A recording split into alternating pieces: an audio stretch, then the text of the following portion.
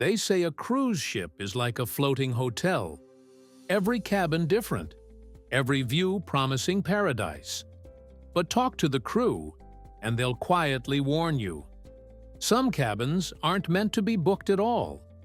You won't find it printed in brochures or mentioned by travel agents. But there are cabins so notorious that even crew avoid walking past them after dark.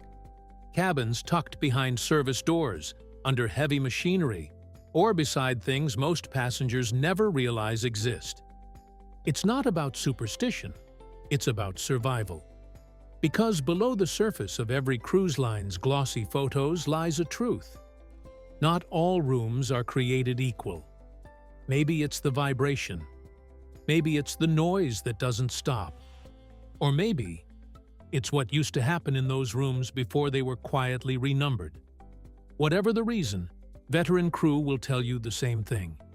Never book this type of cabin. And once you know why, you'll never look at a ship map the same way again. Cruise lines won't admit it, but ships have what crew quietly call the forgotten cabins. They're often cheaper, marketed as great value, or hidden deep within the booking menu under vague labels like obstructed view or guarantee room. But here's what passengers don't see. Many of these cabins are positioned near mechanical spaces, crew corridors, anchor chains, or even waste processing units. To the untrained eye, it's just another stateroom. To those who live at sea, it's a noise trap, a motion zone, a sleepless nightmare. Crew members know exactly where they are, because they hear the complaints every single voyage. People begging to move cabins, unable to sleep as the ship shudders and moans through the night. And it's not just about noise. Some of these rooms have stories attached. Cabins sealed, renamed, and reopened under different numbers after incidents. The kind passengers never hear about, but the crew never forget. So today, we're pulling back that curtain to show you the cabins you should never book and why crew members quietly warn others to stay far, far away. If you've ever wondered why some cruise cabins are suspiciously cheap, it's usually not a gift from the cruise line. It's geography. These are the rooms that sit directly beneath high-traffic areas, nightclubs, kitchens, pool decks, or crew work zones. During the day, they seem fine, but at night, when the ship's heartbeat slows, that's when you realize your ceiling is alive. Chairs drag, metal carts roll, bass thumps through the floor like a pulse that won't quit. Crew know these rooms well. They call them the never-sleep cabins. They've watched guests arrive smiling, only to show up at the purser's desk 3 hours later, eyes wide, pleading for a transfer. But sometimes, there's nowhere to move. The ship is full. The noise doesn't stop. And what's worse, the walls hum from engines you can't escape, or vibrate each time the stabilizers adjust. Veteran crew members say if a cabin's under a gym, nightclub, or kitchen, don't book it. No amount of earplugs will save you. Because while the passengers above are dancing, laughing, and living their vacation dream, the ones below are learning the first rule of sea life the hard way. The ship never sleeps. And neither will you. Every ship has its legends. Some are funny, some not so much. And then there are the cabins the crew only talk about after a few drinks. The ones that make even veterans uneasy. They're usually deep inside the ship, where no natural light reaches, and every sound echoes. The ventilation hums like a heartbeat. The walls sometimes sweat from condensation. And yet, it's not the environment that makes these rooms unsettling. It's their past. Some were converted from storage spaces after refits. Others were sealed after incidents, then quietly reopened years later under a different number. Crews say you can always tell when you're near one of them. The hallway goes quieter. The air feels heavier, and nobody volunteers to deliver room service there after midnight. These are the shadow cabins, not haunted by ghosts, but by memories, medical emergencies, missing persons, unspoken tragedies that never made the news.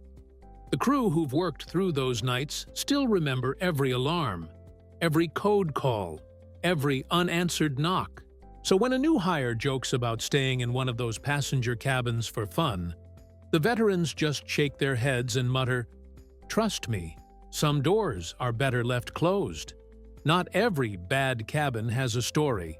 Some are simply cursed by design. They sit beside the very lungs and veins of the ship, the mechanical arteries that keep everything running. Crew call them the heartbeat cabins, because even when the world above sleeps, those walls still tremble with life. Generators, water pumps, sewage treatment systems, air conditioning compressors, every click, every thud, every metallic pulse vibrates through the floor like a whisper reminding you, "You're not alone down here.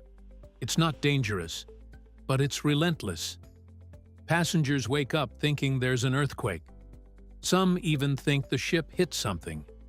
But for crew, it's just Tuesday. They know that sound means everything's working, that the ship's alive, and if your room is near the bow or stern, there's another surprise: the anchor chains. When they drop at dawn, the thunder shakes the entire section. For the unprepared, it feels like the world's ending. For crew, it's just the start of another port day. So when you see that great deal on a low-deck cabin near operational zones, know what you're signing up for. You're not booking a room. You're moving into the heart of a machine that never stops beating. For crew, these warnings aren't about scaring people. They're about empathy. They've seen families arrive full of joy, kids running down hallways, parents filming every moment, until that first night in a bad cabin. By morning, the smiles are gone. The fatigue sets in. The vacation turns into survival. Crew can't say much. They can't tell guests the truth directly, that their cabin sits beside the engine room, or above the waste tanks, or where an accident once happened years ago. They just listen, nod, and say, "We'll do our best to help," even when they know there's nothing they can do. What most passengers never realize is how deeply the crew feel for them. They see themselves in those exhausted faces, because they too live beside the noise. They too sleep through vibrations, constant alarms, endless motion. Except they don't get to complain, they just keep working. So when a crew member quietly tells you, "Don't book that one," it's not superstition, it's compassion. A small act of protection from someone who knows exactly how hard it is to rest when the ship never stops moving. And maybe that's what makes their warning matter most. It's not about comfort. It's about kindness from those who endure the hardest conditions, all so others can dream at sea. Most passengers will never know the difference between cabins. They'll see ocean views, folded towels, maybe a chocolate on the pillow. But the crew see more. They see how a single cabin can define someone's entire voyage. How sleep, silence, and sanity can vanish with the wrong room number. They've learned that not every view is worth the price. That comfort at sea is more than just a balcony or a window. It's peace. And peace doesn't exist near the engines, or the anchor chains, or the rooms where memories linger. That's why they whisper their warnings to each other, and sometimes to the guests who'll listen.